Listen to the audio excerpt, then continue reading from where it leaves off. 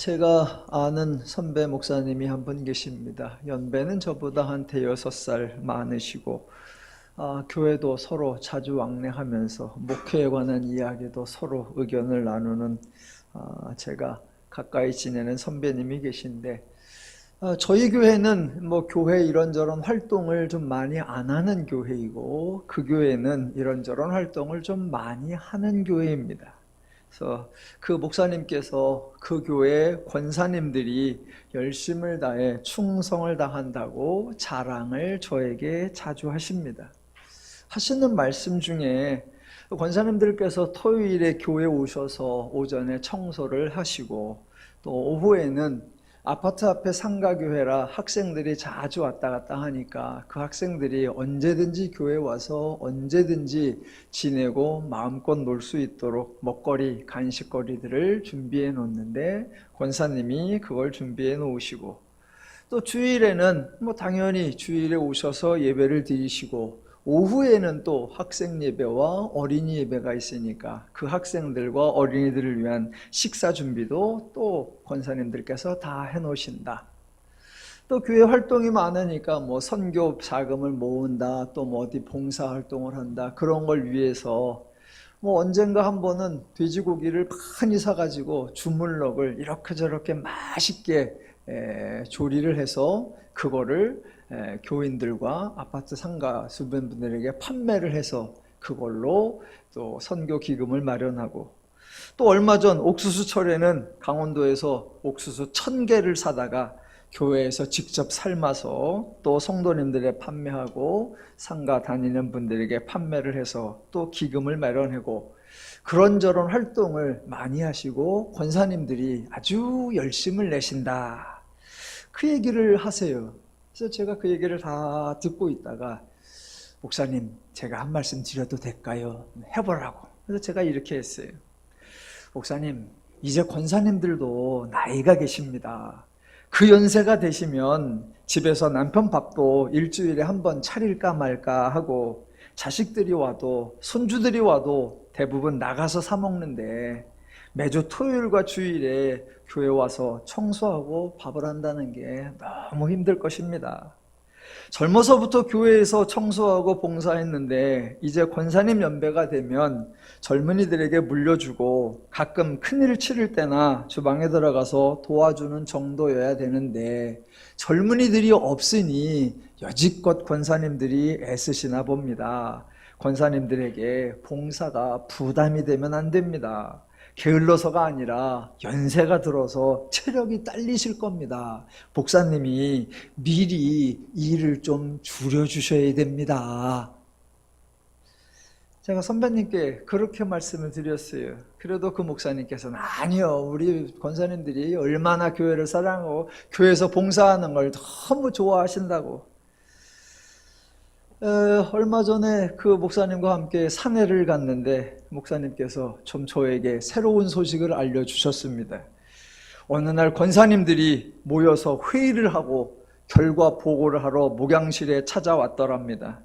회의 결과가 뭐냐면, 내년에는 교회 청소 안 하겠다, 토요일과 주일에 밥 안 하겠다, 대량으로 반찬이나 부식거리를 만들어서 판매하는 거 안 하겠다라는 거였답니다. 그래서 목사님이 너무 놀랬고, 조금 지나고 나니까 좀 화가 나더래요. 그래서 몇 주일 동안 설교를 하고 있는데 계속 충성에 관한 설교만 하고 있다 그러십니다. 그 얘기를 듣고, 아이고 목사님, 그랬더니 권사님들을 불러서 일단은 마음을 좀 누그러뜨리고 그동안 수고하셨습니다 라고 말하고는, 대신 권사님들 한번 기도하면서 생각해 보시기 바랍니다. 교회에 왜 권사가 필요한가? 권사는 교회에서 뭐 하는 직분인가? 잘 생각해 보시기 바랍니다 라고 했대요. 그래서 제가, 아유 목사님 그러지 말고, 그 양반들도 힘들어, 그동안 애쓰셨는데. 그랬더니 마지막으로 이렇게 말씀하십니다. 성도는 사나 죽으나 주님을 위해, 영광을 위해서 일하다가 충성하다가 천국 가는 겁니다 라고 했대요. 그래서 제가 아이고 예, 물론 신천지도 아니고 이단도 아니고 틀린 말도 아니고 성경에 있는 말이기도 한데 제가 좀 속이 답답했습니다. 그 목사님 사모님이 교편 생활을 하세요. 그래서 주중에는 교회 활동에 전혀 참여를 못 하십니다. 그러면 제 생각에는 토요일은 교회에 오셔서 교회를 좀 둘러보고 주일 준비하고 그러시면 좋겠다 싶으신데 그 사모님은 토요일만 되면 무조건 새벽부터 등산 산악회 차 타고 전국 산천을 돌아다니십니다. 그래서 토요일날 교회에 얼씬도 안 하세요. 주일에 와서 예배드리고 낮에 목사님과 사역자들 점심 주문해서 시켜드리고 그 정도예요. 제가 같은 목사인데 그 말 듣고 너무 얌체 같잖아. 좀 고약하잖아.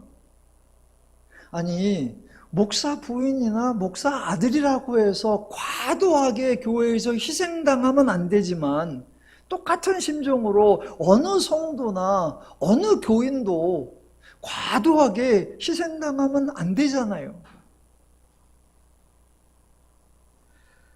교회도 사람이 모이는 단체이고 단체가 운영되기 위해서는 이런저런 일이 있기도 하고 누군가는 수고를 해야 한다는 거 저도 잘 알지요.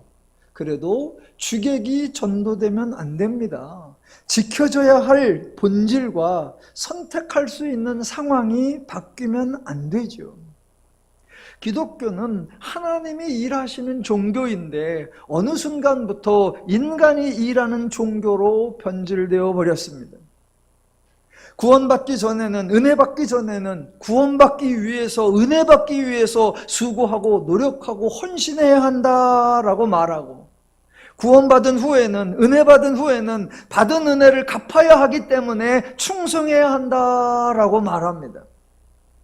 성경에 하나님이 살아계시고 하나님이 역사하시고 하나님이 활동하신다는 그 허다한 구절들은 다 외면하고 기껏해야 한 번, 두 번밖에 나오지 않는 죽도록 충성하라를 그렇게 반복하고 있는 거, 저는 그게 매우 좀 답답합니다. 오늘이 10월의 마지막 주일로서 종교개혁 주일입니다. 저는 종교개혁이라는 이 표현이 기독교에는 적절하지 않다고 생각합니다. 왜냐하면 인간이 기독교를 개혁할 수 없기 때문입니다. 기독교는 인간에 의하여 만들어진 것이 아닙니다. 기독교 창시자가 누구입니까? 당연히 하나님이시지요. 혹시 하나님 말고 기독교의 다른 창시자를 아십니까? 많은 분들은 기독교의 창시자를 예수님이라고 알고 있는데 전혀 그렇지 않습니다. 예수님은 하나님의 약속, 하나님의 예언을 따라 오셨고 사역을 하셨습니다. 예수님 스스로 하나님의 말씀대로 이 땅에 오셨고 하나님의 예언을 성취하려고 사역하신다고 고백하셨습니다. 예수님은 구약에서 하나님이 하신 말씀이나 하나님이 하신 사역 중에 어느 것도 바꾼 것이 없고 어느 것도 개혁한 것이 없습니다. 하나님이 하지 않은 것을 예수님이 새로 시작한 것도 없습니다. 기독교의 창시자는 예수님이 아니라 하나님이십니다. 물론 엉뚱한 소리를 하는 분들도 있어요. 비교 종교학을 연구하는 분들이나 또는 기독교 신학자들 중에서도 기독교의 창시자는 예수님도 아니고 하나님도 아니고 사도 바울이다라고 주장하는 사람도 있습니다. 그들 주장에 의하면 예수님은 그저 십자가 처형을 당했을 뿐이고 정작 예수님의 삶을 신학적으로 체계화해서 종교가 될 수 있도록 정립한 사람이 바울이라는 것입니다. 예수는 종교를 만들 생각도 없었고 설교도 명확하게 하지 않았고 조직도 탄탄하게 만들지 않았는데 나중에 바울이 그렇게 했다는 겁니다.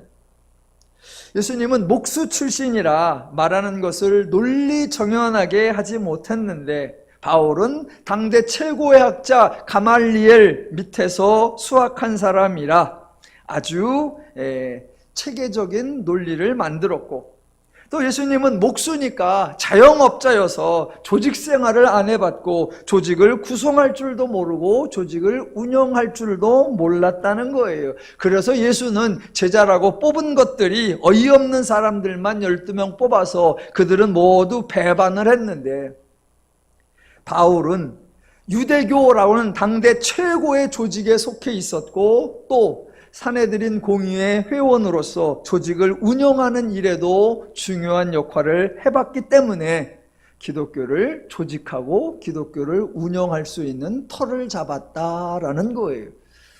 그 얘기를 들어보면 또 그럴 수도 있겠다 싶기도 한데 모두 오해이죠. 예, 기독교는 하나님이 시작하셨고 기독교의 주체는 오직 하나님이십니다. 구약에 등장하는 이스라엘이 유대교가 아니고 예수님은 유대교에 있다가 새로운 종파, 새로운 종교를 만드신 것도 아닙니다. 기독교의 주체 하나님이시고 기독교의 내용도 오직 하나님이 말씀하신 것, 하나님이 사역하신 것들이 전부입니다. 하나님 말고 기독교에 관한 그 어떤 것도 만든 사람이 없고 제안한 사람이 없고 구성한 사람이 없고 수정한 사람이 없고 개혁한 사람이 없습니다. 이것은 앞으로도 마찬가지일 겁니다. 어느 누구도 기독교의 내용을 추가할 수도 없고 더 좋게 개선할 수도 없습니다. 그래서 혹시 다른 종교에는 종교개혁이라는 표현을 사용할 수 있을지라도 기독교에는 종교개혁이라는 표현이 적절하지 않은 것 같다, 저의 생각입니다. 구약에는 종교개혁이라는 표현이 나오지는 않지만 신학자들이나 목회자들이 종교개혁이라고 소개하는 장면이 2번 나오지요. 남왕국 유대의 13번째 왕 히스기야와 16번째 왕 요시야가 성전을 정화한 사건, 그것을 흔히들 구약의 종교개혁이라고 말을 합니다. 그런데 엄밀하게 말하면 종교개혁이 아닙니다. 그 당시 유다의 여호와 신앙이 엉망진창이 되어 있었습니다. 성전이 있고 제사장이 있고 율법이 있었지만 전혀 여호와 신앙답지 않고 이방 종교와 다를 바가 없었습니다. 우연한 기회에 성전에 있던 이방 종교의 신상들을 제거하였을 뿐 백성들의 신앙이 새로워진 것이 없고 하나님이 새로운 내용을 주신 적이 없습니다. 그래서 구약의 그 사건들은 종교개혁이라고 표현하기보다는 그저 봄맞이 성전 대청소, 가을맞이 성전 대청소라고 하는 것이 더 어울릴 것 같습니다. 저와 여러분의 종교를 기독교라고 하기도 하고 개신교라고 하기도 합니다.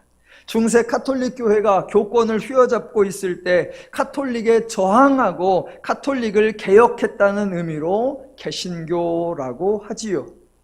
하지만 이것도 구약의 경우와 비슷합니다. 개혁자들이 기독교와 관련하여 복음과 관련하여 새로운 내용을 제안하거나 추가한 것이 없습니다. 그저 이미 카톨릭이 하나님의 복음에서 멀리 떠나 있었기에 그것을 바로잡으려고 원래 하나님의 복음으로 돌아온 것뿐입니다. 제가 매년 10월 마지막 주 종교개혁 주일에는 종교개혁가들이 주장했던 3가지에 대한 설명하곤 하는데 오늘도 다시 한번 요약해서 설명해 보겠습니다. 종교개혁가들이 주장한 첫 번째 내용이 오직 성경이었습니다. 왜 오직 성경이라는 주장을 했을까? 그 이유는 카톨릭은 성경을 그냥 본문으로만 삼았기 때문입니다. 성경은 본문이고 정작 중요한 것은 그 본문이 무슨 의미인지 해석하는 것이 중요하다라고 강조했습니다. 그러면 해석은 누가 하는가? 사제들이 하지요. 더 확장해서 카톨릭 교회가 하지요. 그래서 기록되어 있는 본문, 즉 성경이 하나님의 말씀이기는 하지만 더 중요한 것은 그 말씀이 이런 뜻이다라고 설명하는 사제들의 해석, 카톨릭 교회의 해석이 진리라고 주장을 했습니다.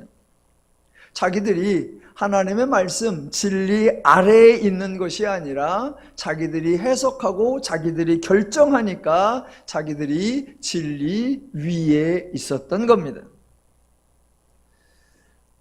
성만찬에 관해서도 어떤 학자들은 아주 날카롭게 지적을 합니다. 가톨릭의 사제들은 사실은 자기를 신격화한다라고 지적을 합니다.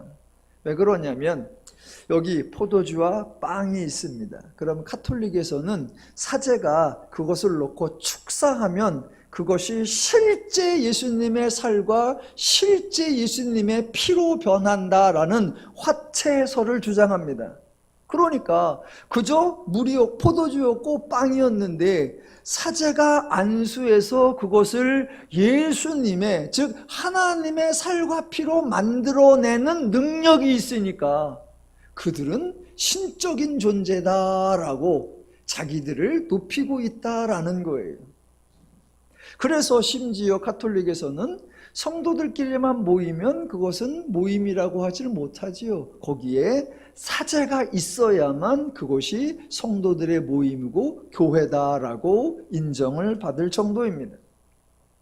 그들이 성경은 본문으로만 삼고 그 본문을 해석하고 풀이하는 자기들을 주장하니까, 그래서 개혁가들이 아니다, 오직 성경이다 라고 주장을 했던 겁니다. 물론 사제와 같이 목사들도 또는 성도들도 성경을 읽는 사람으로서 성경을 해석하지요. 이때 서로 해석이 다를 수 있지요. 그러니까 어느 누구도 나만 옳다라고 주장할 것이 아니라 모두 하나님의 말씀을 기본으로 삼고 그 말씀을 인정하고 서로 성경을 많이 읽고 더 정확한 해석을 위해 노력하자라고 주장했던 거, 그게 오직 성경이라는 외침이었습니다. 그런데 이 오직 성경이라는 주장이 오늘날에는 엉뚱하게 왜곡이 되어서 성경에 있으면 된다 이렇게 되어버렸습니다. 자, 가톨릭은 성경은 본문이고 자기들의 해석이 더 중요하다라고 했으니까 성도들은 성경을 읽을 필요가 없다라고 해서 성경을 금서 목록에 넣었고, 더 나아가 성도는 성경을 소지할 수 없다라고 해버렸습니다.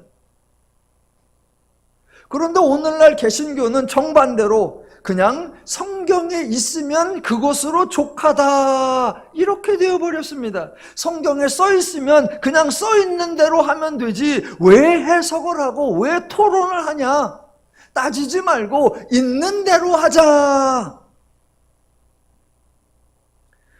네, 그러한 왜곡과 그러한 망동이 오늘 서울에서 지금 이 시각에 기독교의 이름으로 대규모 집회로 모이는 현장에서 벌어지고 있는 겁니다.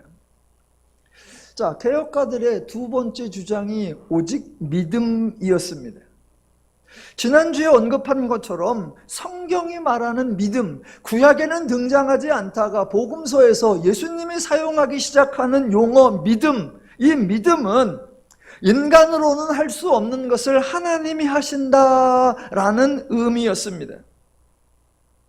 그런데 가톨릭에서는 하나님이 결코 만드신 적이 없는 수단과 방법을 만들어내었습니다. 소위 성사라고 하죠. 성스러운 종교 행위. 그래서 7가지의 미사, 견진성사, 혼례성사, 성례성사 이런 가지 그 7가지의 성스러운 종교 활동, 그것이 너무 신령한 것이고 특별한 효력을 가진 종교 행위이기에 그 성사에 참여하는 것으로 효력이 난다라고 강조했습니다. 그러니까 개혁가들이 인간이 만들어내고 인간이 집행하는 종교 행위가 특별한 효력을 발생한다라는 주장은 어처구니가 없다라고 지적하면서 그런 것이 필요한 것이 아니라 오직 하나, 믿음으로 충분하다라고 강조해서 오직 믿음이라고 주장했던 겁니다. 그런데 또 오직 믿음이라는 이 주장이 오늘날엔 엉뚱하게 왜곡이 되어서 인간이 믿어야 한다라는 새로운 수단, 새로운 방법으로 전락해버렸습니다. 그러니까 기독교는 믿음, 하나님이 하신다 이거였는데, 카톨릭에서는 교회가 하는 종교 행위가 중요하다라고 변질시켜버렸고, 개신교는 개인이 믿는 것이 중요하다라고 변질시켜버렸습니다. 그래서 오늘날 기독교가 툭 하면 믿으십니까? 라고 묻고, 상대방이 믿습니다 그러면 되는데, 믿습니다 그러면 꼭 한 번 또 묻죠? 진짜로 믿습니까? 오직 믿음이라는 그 주장이 오늘 엉뚱하게 왜곡이 되어 있습니다. 세 번째, 개혁가들이 주장한 것이 오직 은혜입니다. 오직 은혜. 태초부터 지금까지 하나님의 변치 않는 원리, 일관되고 신실한 사역 원리가 바로 은혜입니다. 하나님은 오직 은혜일 수밖에 없습니다. 왜냐하면 죄인이 애초에 하나님을 모르니까 하나님의 마음에 합할 수가 없고, 하나님의 기준이나 하나님의 자격 요건을 갖출 수도 없습니다. 그래서 하나님은 태초부터 지금까지 오직 은혜로만 인간을 대해 주십니다. 그런데 여호와 신앙을 제외한 모든 종교가, 유대교도 그랬고 가톨릭도 그랬는데, 하나님의 은혜를 받기 위한 조건을 제시하고 요구했습니다. 그래서 유대교에서는 율법을 준행하여 의로움을 쌓아야 한다라고 표현했고, 가톨릭에서는 공덕을 쌓아야 한다라고 했습니다. 인간이 이런저런 종교적 행위나 활동을 해서 하나님께 인정받을 수 있는 행동을 하고, 그것이 쌓이면 하나님께 복을 받을 수 있다라고 주장한 것입니다. 그러한 주장은 기독교에서 인간이 죄인이다라고 선포하는 것과 완벽하게 배치가 되는 겁니다. 만약 인간의 의로움이 가능하고, 인간이 공덕을 쌓는 것이 가능하고, 인간이 하나님의 자격과 조건을 충족시킬 수 있다면 예수가 그리스도로 오실 필요가 없고, 그리스도가 십자가를 지실 이유도 없었을 겁니다.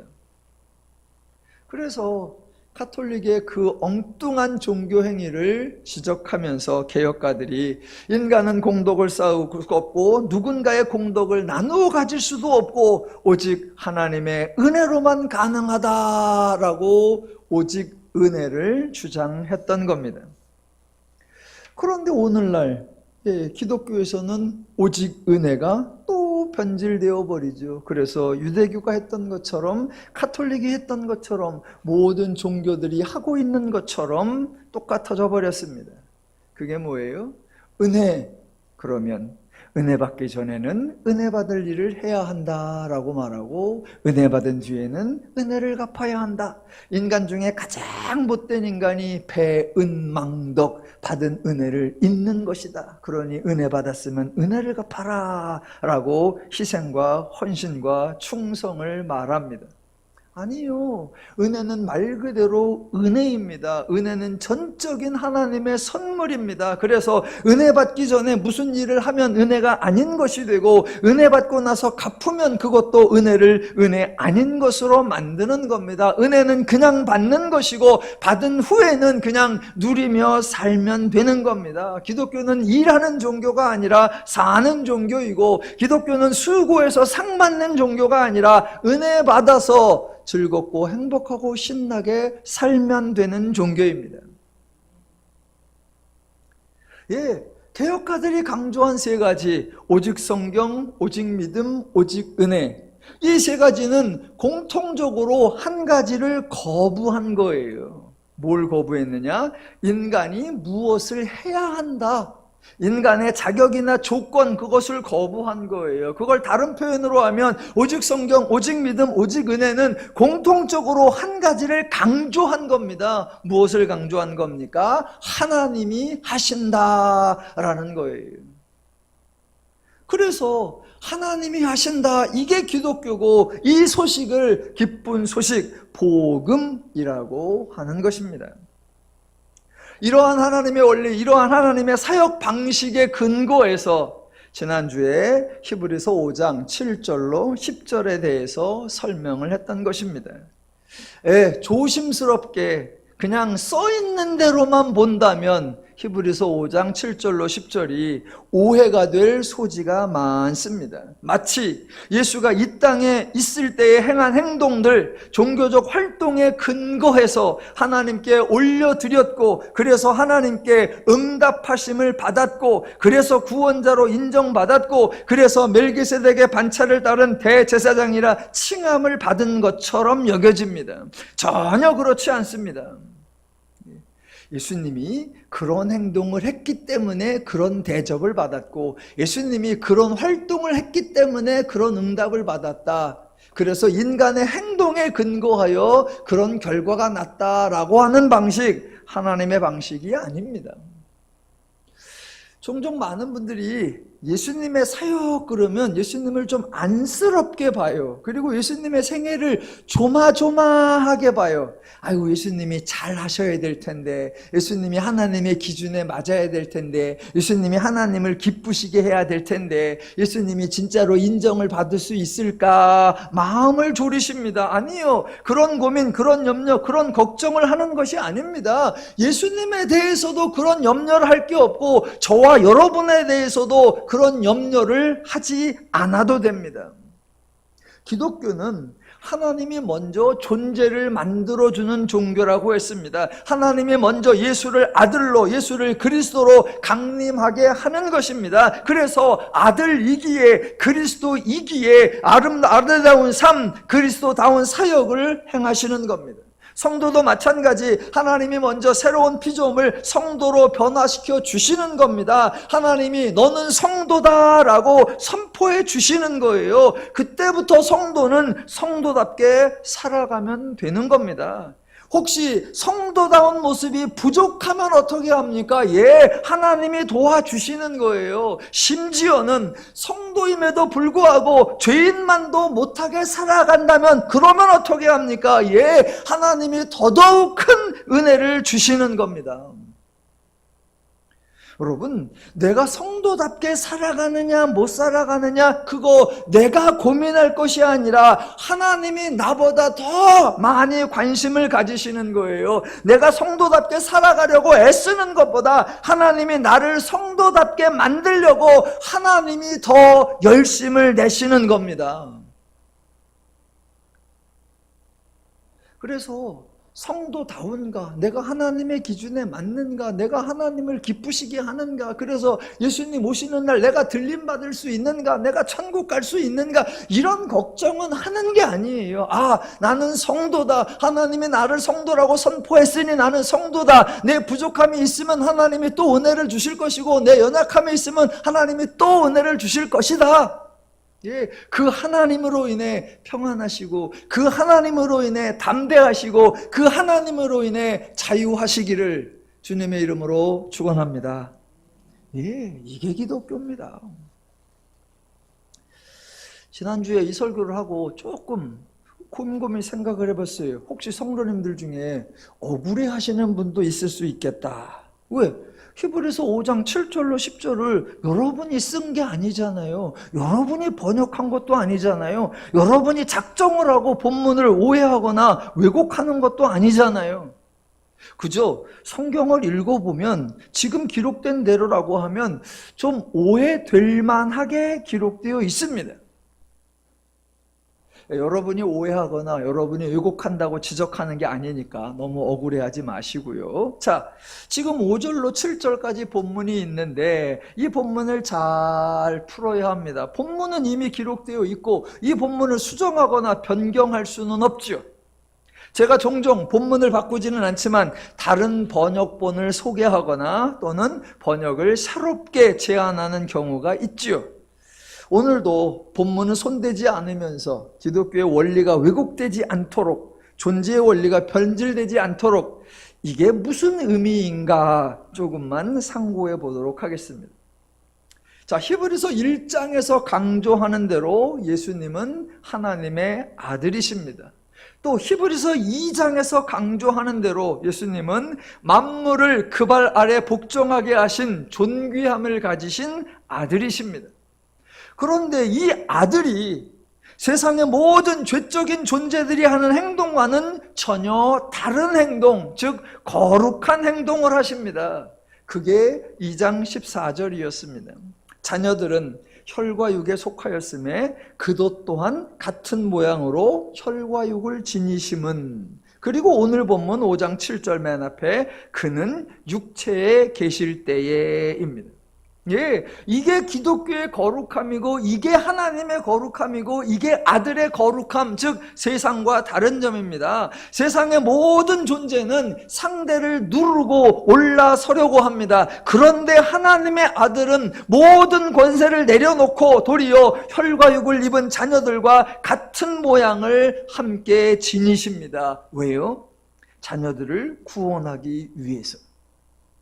자녀들을 혹사시켜서 아들이 존귀함을 얻는 것이 아니라 자녀들을 구원하기 위하여 아들의 모든 권세를 내려놓는 겁니다. 지구상의 어떤 신적 존재도 이런 태도, 이런 자세, 이런 행동을 하지 않습니다. 어떤 우상도 하나님을 본받지 않고, 어떤 우상도 하나님을 모방하지 않고, 어떤 우상도 하나님을 따라하지 않습니다. 오직 하나님만 이렇게 하십니다. 왜? 하나님은 인간을 사랑하시기 때문에. 예, 이 내용만으로도 기독교는 너무나 은혜롭고 너무나 고마운 종교요. 우리 하나님은 너무나 친절하고 너무나 자상하신 분이십니다. 예, 기독교의 하나님 참 멋지신 분인데 제발 우리 하나님을 하나님의 존귀나 하나님의 영광에 집착하는 분으로 오해하지 않으셨으면 좋겠습니다. 우리 하나님은 어떻게든 인간에게 찬양을 받고 싶어서 안달이 나신 분이 아니에요. 좀 심하게 표현을 해볼까요? 인간들을 수고하게 하고 인간들을 충성하게 하면서 하나님이 명예를 얻으려 하거나 인간들을 희생하게 하면서 인간들을 헌신하게 하면서 하나님이 높임을 받으려고 한다면 그분은 하나님이 아니라 그저 양아치일 뿐입니다. 예, 우리 하나님 보세요. 하나님이나 예수님이나 인간을 극진히 사랑하시죠. 누구를? 죄인이라도 극진하게 사랑하십니다. 예, 의로운 자가 있느냐? 사랑하십니다. 거룩한 자가 있느냐? 사랑하십니다. 공덕을 쌓은 자가 있느냐? 사랑하십니다. 선을 행한 자가 있느냐? 예, 사랑하십니다. 그런데 의롭지 못한 자가 있느냐? 더 사랑하십니다. 부정한 자가 있느냐? 더 사랑하십니다. 이런저런 죄악을 행한 자가 있느냐? 더 사랑하십니다. 모든 인간, 하나님이 창조하신 하나님의 백성들, 하나님의 자녀들입니다. 그리고 하나님이 주라고 하십니다. 그러면 하나님이 주로서 해야 할 일이 무엇입니까? 예, 책임을 지셔야죠. 하나님이 창조하시고 너는 내 것이라 선포하셨으니 내 것의 주인으로서 하나님이 책임지고 공급해야 하고 돌보아야 되고 회복해야 되고 온전케 해야 되고 강건케 해야 되죠. 그래서 하나님이 아들이신 예수님이 자녀들과 함께 되는 것, 그것까지 기꺼이 감수하는 거죠. 하나님 망설임이 없고 주저함이 없죠. 우리 하나님의 자존심이 어디에 있죠? 우리 하나님의 자존심은 명예와 존귀와 찬양에 있지 아니하고 하나님의 책임을 다하는 것, 하나님의 역할에 충실하는 것, 거기에 하나님의 자존심이 있습니다. 그래서 내 백성이 죄의 종이 되어서 내 백성이 곤고한 삶을 살고 있다. 하나님은 그걸 못 견디는 거예요. 나를 떠나가더니 고소하다 요놈들아. 나를 버리고 있더니 쌤통이다 요놈들아. 한번 당해봐라. 그렇게 하지 않으신단 말입니다. 나를 떠나서 어렵냐? 나를 버려서 힘드냐? 너의 어렵고 힘든 모습을 주인인 나로서 보고 견딜 수가 없도다. 내가 너에게 함께 가서 내가 너를 위하여 수고하여 너를 하나님의 자녀답게 네가 자유와 평화와 행복과 안식을 누리며 살 수 있도록 할게. 그게 하나님의 책임이고 그게 하나님의 역할이죠. 그런데 그 책임과 그 역할을 진행하는 과정도 너무나 멋있는 거예요. 기독교는 너무 소중해요. 예전에 우리나라 왕들이 가끔 평민의 복장을 하고 왕에서 나와서 저작거리에 가는 경우가 있습니다. 일종의 민정 시찰이죠. 그래서 백성들의 어려운 점을 파악한 다음에 문제를 해결해 주려고 하죠. 여러분, 해결을 어떻게 하죠? 가장 대표적인 게 암행어사 출도요 그잖아요. 예, 즉 평상복을 입고 나온 그 상태로 해결하지 않습니다. 백성의 한 사람으로서 해결하지 않습니다. 그건 와서 시찰을 한 거고 문제점을 파악한 거고, 해결할 땐 어떻게 하느냐? 원래의 복장을 입고 원래의 신분으로 돌아가서 자기가 가진 권세와 힘으로 문제를 해결합니다. 그렇게 문제를 해결한 후에 백성은 백성으로서 살고 왕은 다시 왕궁으로 가서 나는 왕으로서 산다. 백성과 왕이 어떻게 같이 노냐? 너는 너고 나는 나다예요. 이것이 백성을 위하는 왕이라고 알려진, 성군이라고 추앙받는 왕들이 가끔 행하는 방식입니다. 우리 하나님은 그 정도가 아니에요. 우리 하나님은 죄인들을 위하여 자녀들과 같이 혈과 육을 입었다가 죄인의 문제를 파악한 후 다시 권세자로 돌아가 문제를 해결해 주시고, 그 다음에 너희는 자녀로서 자녀답게 살고 하나님은 다시 하나님이 되어 서로 볼 일이 없고 서로 관계될 일이 없는 그런 신분, 그런 상태로 떨어져 지내는 것이 아닙니다. 아들이 혈과 육을 입고 강림하셔서 혈과 입을 입으신 그 상태로 십자가 사역을 행하시고, 그리고 부활하셔서 구원받은 성도와 어떤 관계가 되십니까? 그 유명한 2장 11절, 거룩하게 하시는 이와 거룩하게 함을 입은 자들이 다 한 근원에서 난지라. 그러므로 형제라 부르시기를 부끄러워 아니하시고, 17절, 그러므로 그가 범사에 형제들과 같이 되심이 마땅하도다. 제가 기독교를 고상하다라고 표현을 하는데 이거보다 더 좀 품이 있는 말이 없나요? 우리 기독교 너무 고상하고 너무 우아하고 너무 존귀하고, 하나님은 하나님과 인간의 간격을 만들지 않으세요. 하나님과 인간의 거리를 두지 않으세요. 하나님과 인간의 격차를 두지 않으세요. 나는 비교할 수 없는 하나님이고 너는 피조물에 불과한 인간이야, 그렇게 하지 않으시고, 구원하는 자와 구원받은 자가 형제라 부르기를 부끄러워 아니하시고 서로 하나가 되게 하시고, 이게 우리 하나님이세요. 우리 하나님 참 멋있어요. 참 이 멋있는 하나님을, 좀 부끄러운 얘기지만 우리 목사들끼리도 잘 안 해요. 목사들끼리도 날 만나면 뭐 하는 거예요? 민증 까는 거예요. 민증 까. 물론 이제 세상에서 몇 살이냐 그것도 당연하죠. 그래서 이제 목사들끼리 만나면, 목사 안수 언제 받았어? 그럼 이제 몇 년도에 받았네. 그럼 나보다 늦었네. 그럼 이제 아래로 보는 거예요. 이제. 그럼 또 아래로 본 사람이 약간 억울해. 그럼 또 이제 신학교 몇 년도에 들어가셨어? 그럼 내가 먼저 들어갔네. 그럼 또 아래 봐. 서로 그거를 또 치사하게, 또 그걸 넘어가면 뭐라 그래요? 아직 부목사시구나. 부목사는 인간 취급을 안 해. 그래도 부목사는 괜찮아. 협동, 아이고 이거는 인간도 아니요.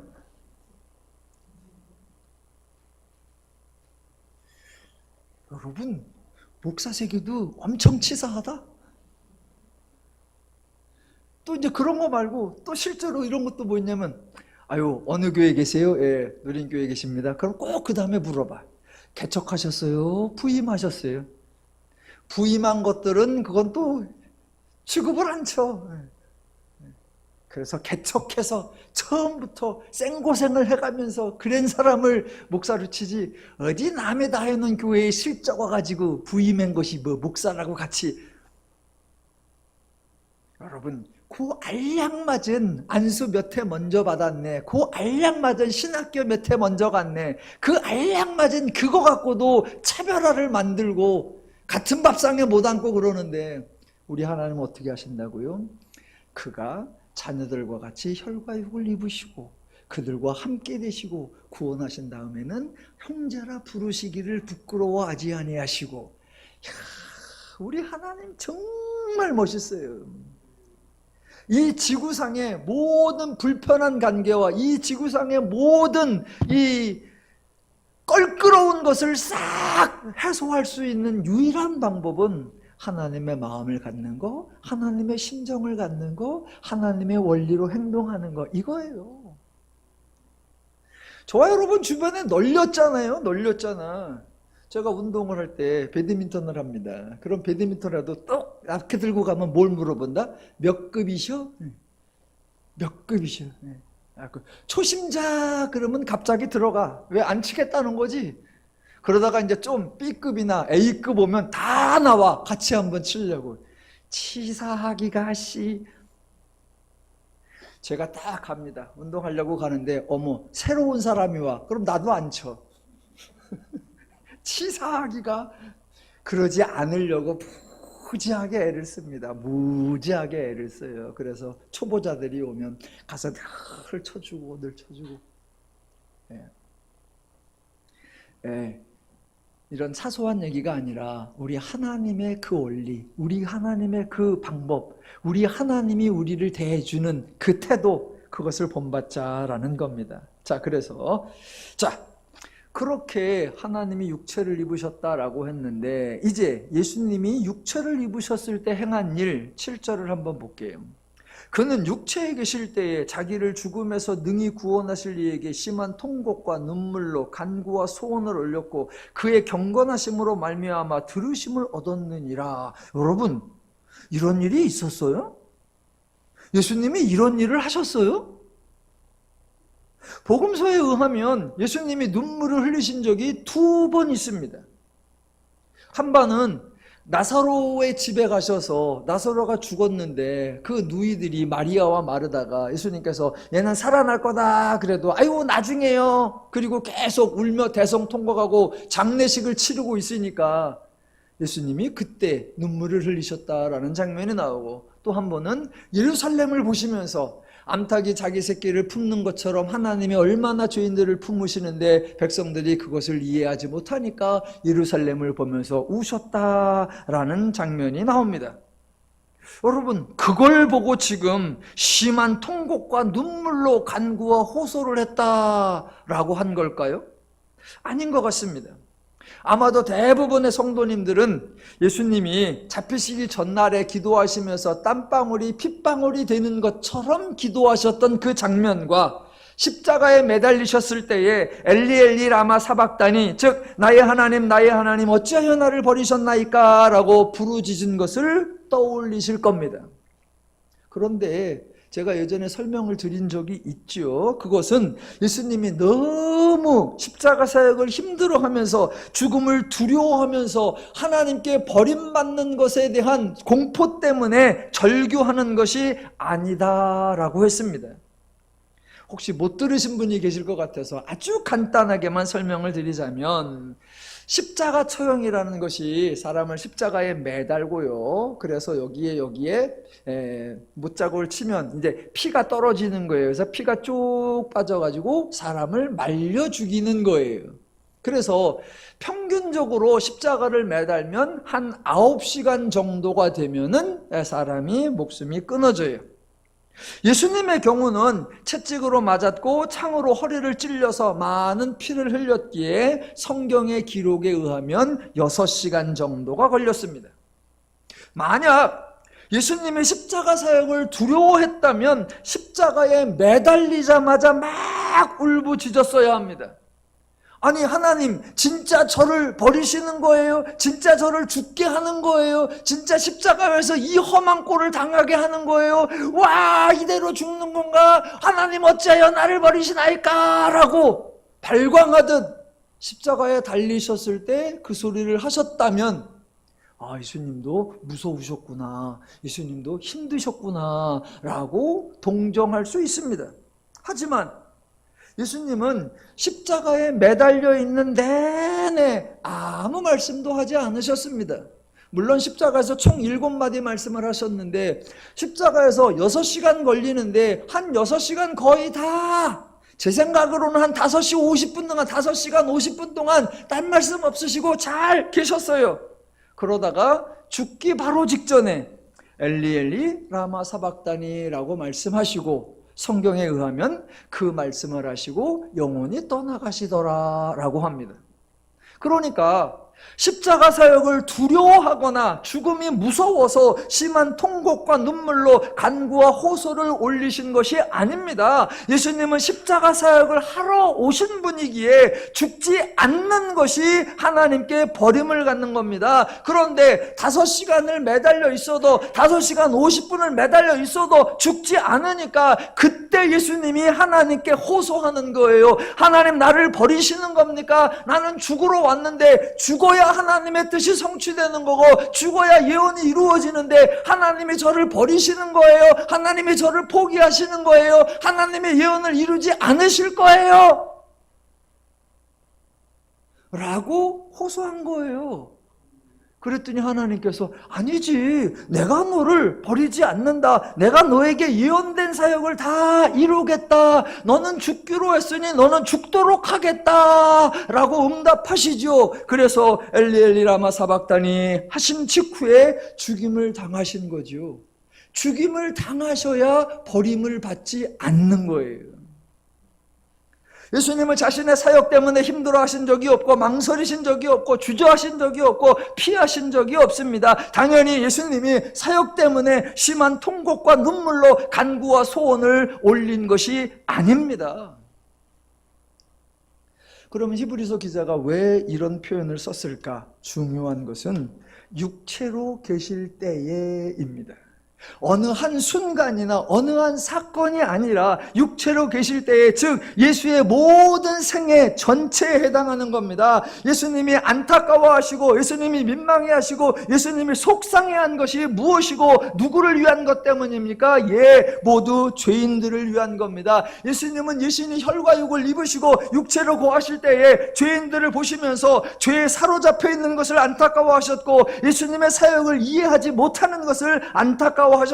그래서 예수가 육체로 계시는 때 전체 동안 예수님은 죄인을 위해 하나님께 죄인을 구원해 달라고, 예언된 사역을 꼭 행하고 성취할 수 있게 해달라고 하나님께 간구했던 거고, 그것은 하나님의 입장에서 보면 너무나 당연하신 거기에 하나님이 들어주셨던 거예요. 하나님은 인간에 대해서 공감하십니다. 하나님은 인간을 소통하시죠. 그래서 아들을 통해 친히 구원하십니다. 하나님이 인간과 공감하신다. 그래서 친히 육신을 입고 친히 혈과 육을 가지신다 라고 하는 것과 그 죄인을 구원하는 하나님의 방식은 매우 단호하다라는 것. 자, 하나님이 인간에 냉정하시고 그게 아니라 인간에게 충분히 공감하시고 인간을 긍휼히 여기시고 인간을 자비하시고 대신 그 인간을 구원하기 위해서 하나님은 선포하시고 하나님이 단호하시고 하나님이 직접 시행하신다라는 겁니다. 자, 요 두 가지를 혼동하면 안 돼요. 혼동하면 우리는 종종 이렇게 합니다. 자, 하나님은 단호하게 아들을 통하여 직접 십자가 사역을 통하여 인간을 구원하셨습니다. 근데 우리는 자꾸 이 하나님의 사역에 마치 우리가 함께하는 듯한 표현을 사용합니다. 하나님이 얼마나 아프셨을까? 예수님이 얼마나 힘드셨을까? 그 고통이 얼마나. 그래서 예수님이 가시관 쓰는 것 같으면 자기가 찌릿찌릿하고 창에 찔리는 것 같으면 자기가 아픈 것처럼, 마치 예수님의 그 사역에 자기가 함께할 수 있는 것처럼, 그래서 나도 그 고난에 동참할까? 이런 택도 안 되는 표현을 합니다. 아니요. 그 사역은 하나님이 홀로, 하나님이 단독적으로, 하나님이 독자적으로 행하시는 거예요. 대신 하나님은 죄인과 공감하세요.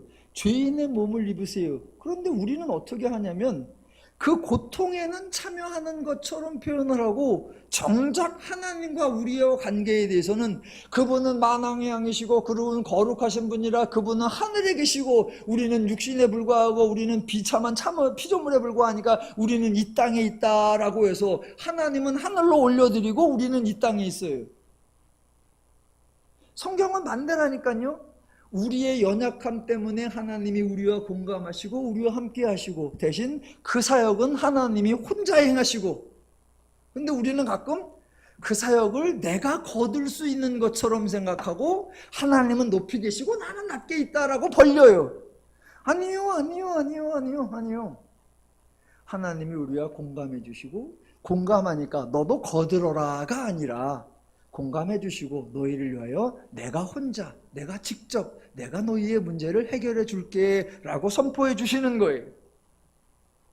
제발 마치 고난을 동참할 수 있는 것처럼 내가 수고해서 하나님의 힘듦을 조금이라도 덜어드릴 수 있는 것처럼 착각하지 마시고, 그분을 높이 계신 분으로 우리는 버러지 같은 인생에 불과하다라고 하는 것이 하나님을 존귀하게 하는 것이라는 착각을 버리시고, 그분의 사역은 그냥 그분에게 맡기는 거예요. 괜히 고난에 동참하려고도 하지 말고, 예수님이 애쓰셨네, 그분 덕분에 내가 구원받았네, 끝! 그리고 그분과 내가 함께 어우러지며 그의 나라에 내가 함께 있고 그의 잔치에 내가 함께 있어서 그의 영광과 그의 존귀를 내가 함께 향유할 수 있구나 라고 감사하며 즐거워하는 거예요.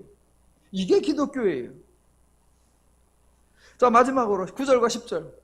그가 아들이시면서도 고난으로 순종함을 배워서 온전하게 되셨은즉 자기에게 순종하는 모든 자에게 영원한 구원의 근원이 되시고, 비슷한 본문이 2장 19절에도 나옵니다. 그가 시험을 받아 고난을 당하셨은즉 시험받는 자들을 능히 도우실 수 있느니라. 여러분, 이 구절들도 감성적으로 접근하면 안 됩니다. 질문해 보겠습니다. 여러분, 예수님이 무슨 고난을 받으셨죠? 자, 물론 인간의 관점으로 본다면, 사람의 관점으로 본다면 예수님은 허다한 고난을 받으셨습니다. 백성들에게 은혜를 베풀어 주셨는데 얻은 게 없죠. 칭송을 받은 것도 없고 명예를 받은 것도 없고 부귀영화를 받은 것도 없죠. 그런 기준으로 본다면 예수님은 헛수고를 했죠. 또 예수님은 인간의 관점으로 본다면 죄자들에게 배신을 받았죠. 오갈 데 없는 것들을 구해 주었더니 자신들의 뜻을 이루려고 예수를 이용하려 했고, 결국 자신들의 기대와 다르자 서슴없이 예수를 팔고 예수를 떠났습니다. 인간의 기준으로 본다면 예수는 팽을 당하신 거예요. 또 인간의 기준으로 본다면 예수님은 육체적으로도 고난을 받으셨습니다. 오병이어의 기적을 행하실 수 있는 분이었지만 늘 풍요롭고 평안한 삶을 사신 것이 아니라 때로는 배고프기도 했고 때로는 피곤하기도 하셨습니다. 나중에는 사로잡혔고 갇혔고 편파적인 재판을 받았고 허위 누명을 쓰셨고 채찍에 맞았고 가시관을 쓰셨고 십자가를 졌고 십자가에 매달려 죽었습니다. 예, 너무나 억울한 일을 당했으니 고난이라고 할 수 있겠지요. 그러나 하나님의 관점에서 생각합시다. 예수님은 그 모든 것 알고 계셨고 그 일을 행하러 오셨습니다. 예수님은 그거 하러 오셨어요. 제자들이나 형제들이 말렸죠. 제자들은 그 일을 이루시면 결코 안 됩니다. 마태복음 16장에서 예수님을 책망하고 예수님을 꾸짖기까지 했죠. 형제들도 그랬죠. 야, 사람이 뭔가 일을 하려면 동네에서 이러면 안 된다. 큰 데로 가라. 예수님께서 매번 아니요 내가 이것을 행하는 것은 하나님의 예언을 이루려 함이니이다 라고, 예수님은 다 알고 오셨어요. 그래서 예수님은 안 해도 될 일인데 자초하시면서 하나하나 응하셨습니다. 그래서 제가 표현했잖아요. 예수님은 고난을 졸지에 당하신 것이 아니라 예수님은 고난을 행하셨다고.